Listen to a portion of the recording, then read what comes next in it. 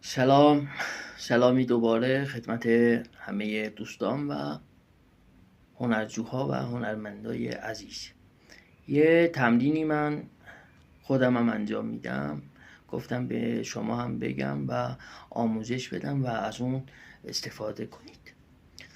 عرض کنم خدمت شما که در بحث تمرین نفسگیری و افزایش عمق نفس مراحل زیادی وجود داره. بعد یه مرحله مفید و پرکاربرد رو بهتون یاد میدم. بعد انشالله ویدیوهای بعدی بهتون اون یکی ها رو هم آموزش میدم. نفستون رو به مدت 4 ثانیه دم میکنید، یعنی میخواید که دم بکشید نفس رو 4 ثانیه 5 ثانیه.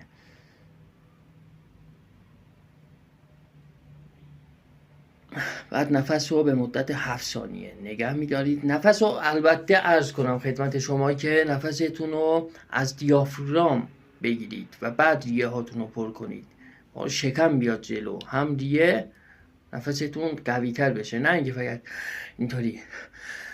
از پایین نفس رو به مدت 4 ثانیه دم میکشی، 7 ثانیه نگه میداری، بعد به شیوه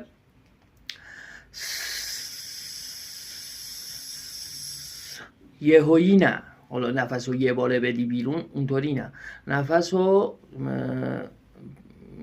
به این حالت که گفتم عرض کردم خدمتتون، به حالت میدی بیرون، اونم به مدت 7 ثانیه نفستو میدی بیرون.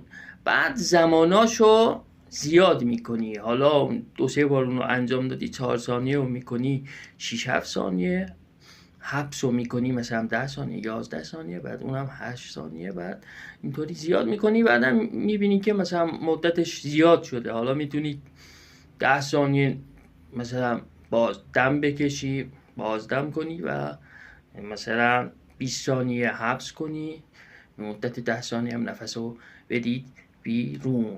انشالله که آموزش هم مفید باشه و این یادتون باشه این تمرین خیلی مفیده، حتما انجام بدید. خواهش میکنم. به امید دیدار.